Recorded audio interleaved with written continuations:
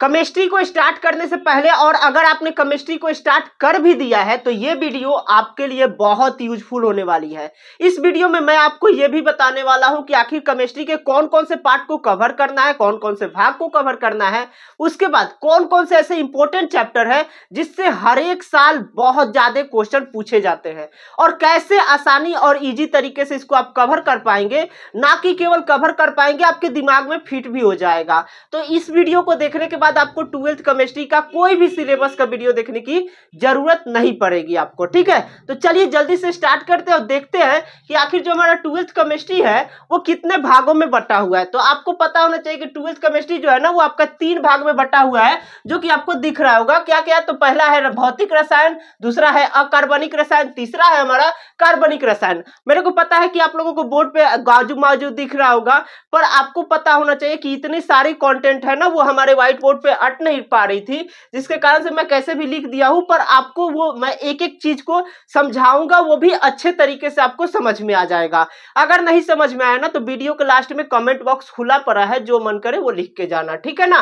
तो चलिए देखते हैं सबसे पहले कि भौतिक रसायन के अंदर हम लोगों को क्या क्या पढ़ना है। तो आपको पता होना चाहिए कि भौतिक रसायन के अंदर ना आपके 5 चैप्टर आते हैं। कौन कौन से चैप्टर है? तो ठोस अवस्था, विलयन, उसके बाद विद्युत रसायन, उसके बाद रासायनिक बल गतिकी और पृष्ठ रसायन, ठीक है। अब बहुत सारे बच्चों के मन में क्या सवाल आ रहा होगा कि भैया नया जो बुक मैंने लिया है एनसीईआरटी का, उसमें तो ठोस अवस्था है ही नहीं।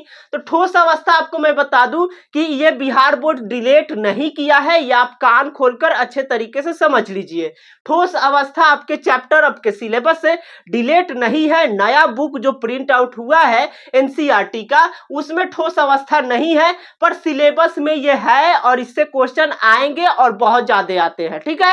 तो इसको अच्छे तरीके से पढ़ने हैं। उसके बाद इसमें अब आता है सवाल क्या कि भाई ठोस अवस्था में पढ़ना क्या होगा। तो ठोस अवस्था में ज्यादा कुछ पढ़ना नहीं है, बहुत सारी चीजें पढ़नी है। यहाँ पे जो लिखी है वही नहीं है, बल्कि इससे ज्यादा भी है, पर मैं यहाँ पे कुछ ही टॉपिक ऐसे मेन टॉपिक को लिखा हूं जिसको करने के बाद आप लोग बहुत अच्छे से बोल पाएंगे कि ठोस अवस्था मेरा क्लियर हो चुका है। तो कौन कौन से टॉपिक है? तो 2D 3D पढ़ना है, ये तो आपको पता ही है। क्रिस्टल के बारे में पढ़ना है हम लोगों को ठोस अवस्था में। अर्धचालक 2 प्रकार के होते हैं, जो कि आपको पता होगा, एक एन टाइप का होता है और एक पी टाइप का होता है, इसके बारे में हम लोगों को पढ़ना है। उसके बाद बैंड सिद्धांत पढ़ना है, ठीक है। ये सब आते हैं आपके ठोस अवस्था के अंदर ही। उसके बाद क्या है? तो विलयन पढ़ना है। विलयन में क्या क्या पढ़ना है? तो विलयन के प्रकार को पढ़ना है, प्रसरण दाब को पढ़ना है, उसके बाद द्रव्यमान को पढ़ना है, उसके बाद हिमांक बिंदु को पढ़ना है। ये सब विलयन के अंतर्गत आते हैं, ठीक है।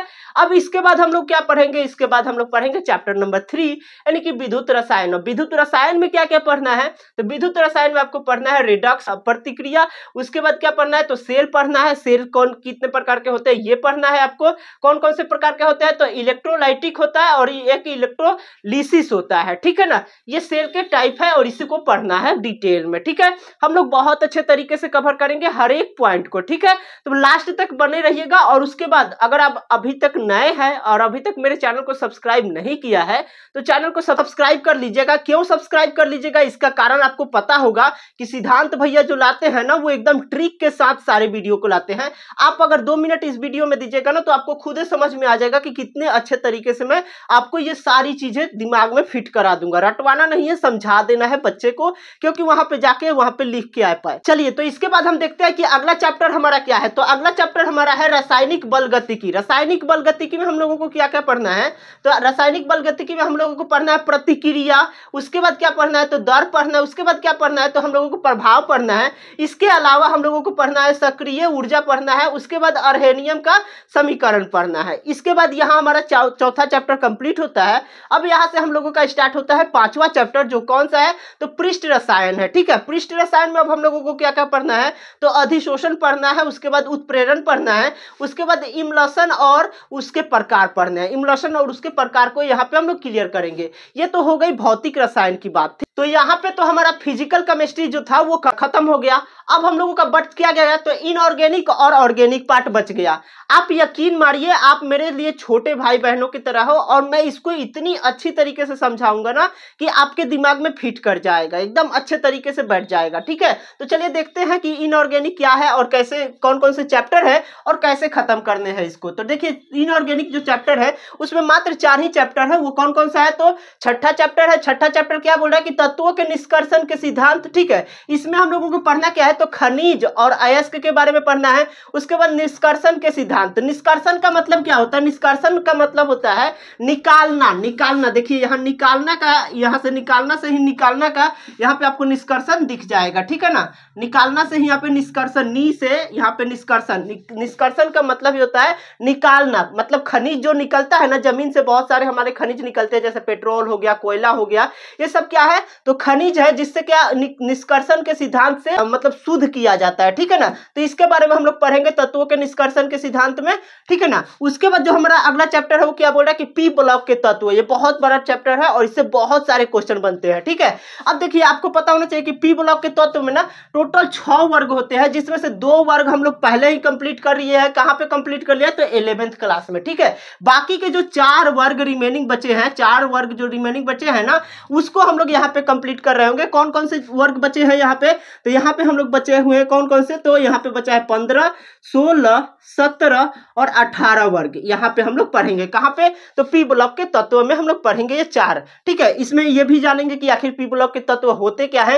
ये 15, ये जो चारों मैंने दिया है ना, 15, 16, 17 और 18 वर्ग के परिचय हम लोग यहाँ पे पढ़ेंगे कि आखिर ये होते क्या है, कैसे इनको पहचानेंगे। उसके बाद फास्फोरस और इसके यौगिक के बारे में भी हम लोग यहाँ पे पढ़ेंगे, ठीक है ना।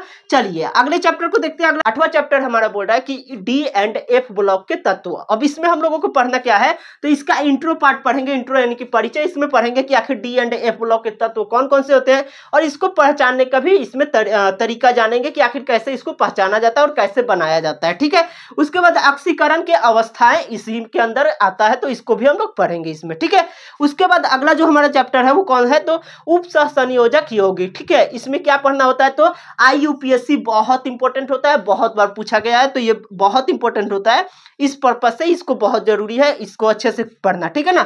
IUPSC नाम इसको याद, इसमें पढ़ेंगे। उसके बाद धातुओं के बंधन के बारे में हम लोग इसमें पढ़ रहे होंगे। किसमें पढ़ रहे होंगे, तो उप सहसंयोजक यौगिक में पढ़ रहे होंगे, ठीक है ना। चलिए यहां तक तो हमारा क्या हो गया, तो इनऑर्गेनिक खत्म हुआ। अब हम लोगों का रिमेनिंग क्या रह गया, तो ऑर्गेनिक रह गया, ठीक है। तो अब हम लोग बात करेंगे कि ऑर्गेनिक सेक्शन में कि कौन कौन से चैप्टर में क्या क्या पढ़ना है, ठीक है।